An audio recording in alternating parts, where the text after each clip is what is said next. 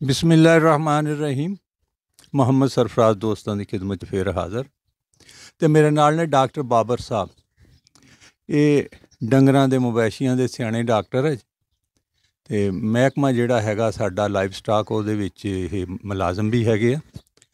अजकल चूँकि सर्दी दा मौसम आ ते मौसमी बीमारियां जिहड़ियां अजकल आंदियां ढोर डंगरां नूं उन्हां बारे इन्हां नाल गल करदे आं।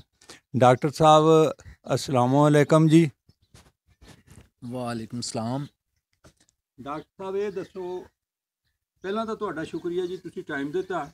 ਇਹ ਦੱਸੋ ਅੱਜ ਕੱਲ੍ਹ ਸਰਦੀਆਂ ਦੇ ਵਿੱਚ ਕਿਹੜੀਆਂ ਕਿਹੜੀਆਂ ਬਿਮਾਰੀਆਂ ਆ ਜਾਂਦੀਆਂ ਜਾਨਵਰਾਂ ਨੂੰ?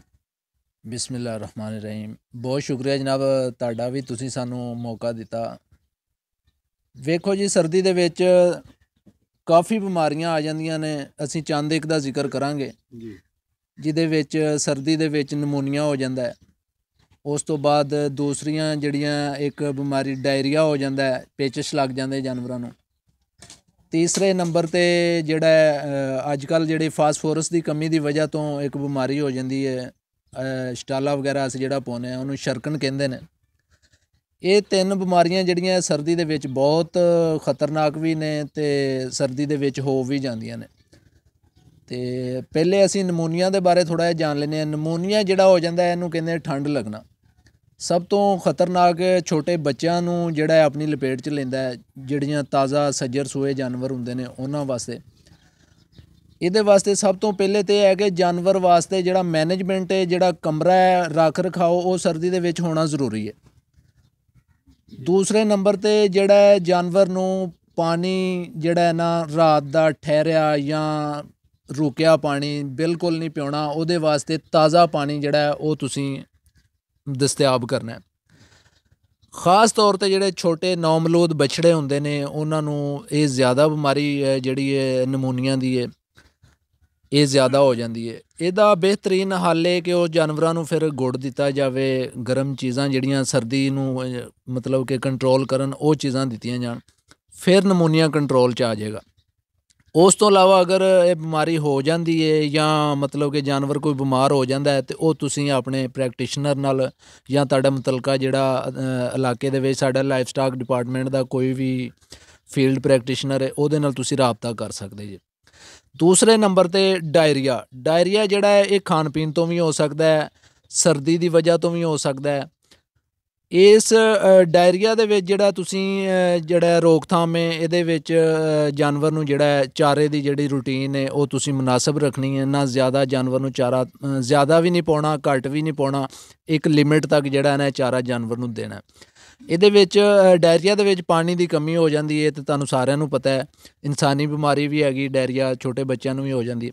ਜਾਨਵਰਾਂ ਵਾਸਤੇ ਜਿਹੜਾ ਬੁਨਿਆਦੀ ਚੀਜ਼ ਹੈ ਡਾਇਰੀਆ ਨੂੰ ਕੰਟਰੋਲ ਕਰਨ ਵਾਸਤੇ ਤੁਸੀਂ ਮੁਖਤਲਿਫ ਦਵਾਈਆਂ ਨੇ ਮੁਖਤਲਿਫ ਕੰਪਨੀਆਂ ਦੀਆਂ, ਉਹ ਲਿਆ ਕੇ ਤੁਸੀਂ ਇਬਤਦਾਈ ਸੂਰਤ 'ਚ ਹੀ ਦੇ ਸਕਦੇ ਜੇ। ਅਗਰ ਥੋੜ੍ਹੀ ਬਹੁਤ ਕੰਡੀਸ਼ਨ ਜਿਹੜੀ ਹੈ ਉਹ ਸੀਰੀਅਸ ਹੋ ਜਾਵੇ ਜਾਂ ਜਾਨਵਰ ਨੂੰ ਡਾਇਰੀਆ ਲੱਗ ਜਾਵੇ, ਫੌਰੀ ਕੰਟਰੋਲ ਕਰਨ ਵਾਸਤੇ ਤੁਸੀਂ ਸਿਰਪ ਲਿਆ ਸਕਦੇ ਜੇ।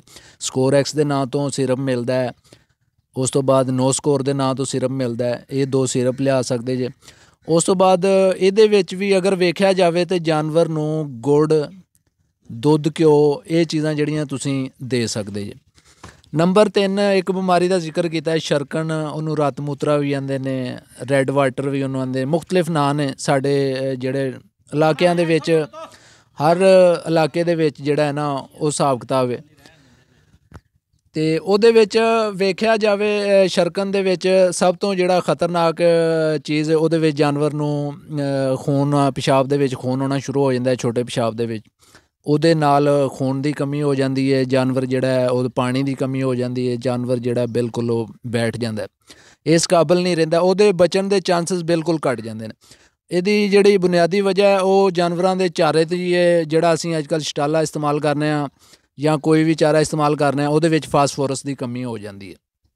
ਫਾਸਫੋਰਸ ਦੀ ਕਮੀ ਨੂੰ ਪੂਰਾ ਕਰਨ ਲਈ ਤੁਸੀਂ ਕੈਲਸ਼ੀਅਮ ਪਾਊਡਰ ਇਸਤੇਮਾਲ ਕਰਾ ਸਕਦੇ ਜੇ ਨਾਲ ਜਾਨਵਰਾਂ ਨੂੰ। ਬਿਹਤਰੀਨ ਹੱਲ ਹੈ।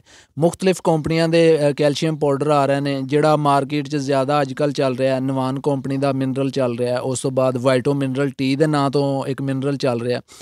ਇਹ ਜਿਹੜੇ ਮਿਨਰਲ ਨੇ ਇਹ ਤੁਸੀਂ ਲਿਆ ਕੇ ਇਸਤੇਮਾਲ ਕਰਾ ਸਕਦੇ ਜੇ। ਹਾਂ, ਅਗਰ ਬਿਮਾਰੀ ਹੋ ਜਾਂਦੀ ਹੈ ਤਾਂ ਉਹਦੇ ਫਿਰ ਮੁਖਤਲਿਫ ਦੇਸੀ ਟੋਟਕੇ ਨੇ। ਇੱਕ ਜਿਹੜਾ ਮੈਨੂੰ ਪਤਾ ਹੈ ਉਹ ਮੈਂ ਤੁਹਾਨੂੰ ਦੱਸ ਦੇਣਾ। ਜਿਹੜੇ ਜਾਨਵਰ ਨੂੰ ਰਤ ਮੂਤਰਾ ਜਾਂ ਸ਼ਰਕਨ ਹੋ ਜਾਵੇ ਉਹਦੇ ਵਾਸਤੇ ਉਹਨੂੰ ਕਬਜ਼ ਨਹੀਂ ਹੋਣ ਦੇਣੀ ਉਸ ਜਾਨਵਰ ਨੂੰ। ਉਹਦੇ ਵਾਸਤੇ ਤੁਸੀਂ ਇਹ ਕਰਨਾ ਗੰਨੇ ਦਾ ਰਸ ਲੈਣਾ ਜਿਹਨੂੰ ਅਸੀਂ ਰੋਹ ਕਹਿੰਦੇ ਹਾਂ।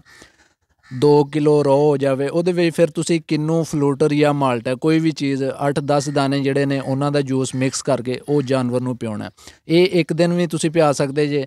ਅਗਰ ਜ਼ਿਆਦਾ ਮਤਲਬ ਕਿ ਕੰਡੀਸ਼ਨ ਸੀਰੀਅਸ ਹੈ ਤਾਂ ਇਹ ਮੁਸਲਸਲ 2-3-4 ਦਿਨ ਜਿੰਨਾ ਚਿਰ ਜਾਨਵਰ ਠੀਕ ਨਹੀਂ ਹੁੰਦਾ ਉਹਨੇ ਦਿਨ ਪਿਆ ਸਕਦੇ ਜੀ। ਲੇਕਿਨ ਇਸ ਬਿਮਾਰੀ ਦੇ ਵਿੱਚ ਜਾਨਵਰ ਬਚਣ ਦੇ ਚਾਂਸਸ ਬਹੁਤ ਕਮ ਵੀ ਹੁੰਦੇ ਨੇ ਅਤੇ ਜਾਨਵਰ ਬਚਣ ਦੇ ਚਾਂਸਸ ਬਹੁਤ ਜ਼ਿਆਦਾ ਵੀ ਹੁੰਦੇ ਨੇ। ਇਹ ਤੁਹਾਡੇ 'ਤੇ ਡਿਪੈਂਡ ਕਰਦਾ। ਬਹੁਤ ਸ਼ੁਕਰੀਆ ਜੀ, ਜਜ਼ਾਕੱਲਾ ਜੀ। ਡਾਕਟਰ ਸਾਹਿਬ ਬਹੁਤ ਬਹੁਤ ਸ਼ੁਕਰੀਆ ਜੀ, ਤੁਸੀਂ ਬਹੁਤ ਵਧੀਆ ਗੱਲਾਂ ਦੱਸੀਆਂ ਜੀ। ਤੁਸੀਂ ਕਿਹਾ ਚਾਂਸਸ ਬਚਣ ਦੇ ਕਮ ਵੀ ਹੁੰਦੇ ਅਤੇ ਜ਼ਿਆਦਾ ਵੀ ਹੁੰਦੇ। ਇਹਦਾ ਮਤਲਬ ਜ਼ਿਆਦਾ ਤੋਂ ਜ਼ਿਆਦਾ ਜਿਹੜੀ ਹਿਫਾਜ਼ਤ ਕਰਨੀ ਚਾਹੀਦੀ ਹੈ। ਜਾਨਵਰਾਂ ਦੀ ਵੀ ਉਸੇ ਤਰ੍ਹਾਂ ਦੇਖਭਾਲ ਕਰੋ ਜਿਸ ਤਰ੍ਹਾਂ ਅਸੀਂ ਇਨਸਾਨਾਂ ਦੀ ਕਰਦੇ ਹਾਂ। ਤੁਸੀਂ ਫਰਮਾਇਆ ਉਹਨਾਂ ਦੇ ਬਾੜੇ ਸੁੱਕੇ ਹੋਣੇ ਚਾਹੀਦੇ, ਪਾਣੀ ਤਾਜ਼ਾ ਹੋਣਾ ਚਾਹੀਦਾ, ਪਾਣੀ ਉਹਨਾਂ ਨੂੰ ਵਾਫਰ ਹੋਣਾ ਚਾਹੀਦਾ। ਬਾਕੀ ਤੁਸੀਂ ਕਿਹਾ ਉਹ ਜਿਹੜੇ ਹੁਣ ਇਨਸਾਨ ਆ ਜਾਂ ਜਾਨਵਰ ਆ ਉਹਨਾਂ ਨੂੰ ਦੇਣੀਆਂ ਹੀ ਪੈਂਦੀਆਂ ਖੁਰਾਕ ਜੀ, ਮਿਨਰਲ ਵਗੈਰਾ ਜਿਹੜੇ ਦਿੱਤੇ ਜਾਂਦੇ ਆ ਉਹ ਦਿੱਤੇ ਜਾਣ। ਅੱਛਾ ਡਾਕਟਰ ਸਾਹਿਬ, ਇੱਕ ਮੈਂ ਵੀ ਦੱਸਦਾ ਜੀ, ਜਿਹੜੀ ਸਰਕਣ ਆ ਨਾ ਜੀ ਇਹਦੇ ਵਿੱਚ ਜਿਹੜੀ ਮੂਲੀ ਹੈ ਨਾ ਜੀ, ਮੂਲੀ ਵੀ ਅਫਾਦੀਅਤ ਰੱਖਦੀ ਆ, ਮੂਲੀਆਂ ਵੀ ਦੇ ਦਿੱਤੀਆਂ ਜਾਣੀਆਂ ਚਾਹੀਦੀਆਂ। ਅਤੇ ਬਹੁਤ ਬਹੁਤ ਸ਼ੁਕਰੀਆ ਜੀ ਤੁਹਾਡਾ ਤਸ਼ਰੀਫ ਲੈਣ ਦਾ। ਸਲਾਮਤ ਰਵੋ, ਹੱਸਦੇ ਰਵੋ ਅਤੇ ਵਸਦੇ ਰਵੋ, ਸ਼ਾਦ ਰਹੋ ਅਤੇ ਆਬਾਦ ਰਵੋ। ਪਾਕਿਸਤਾਨ ਜ਼ਿੰਦਾਬਾਦ।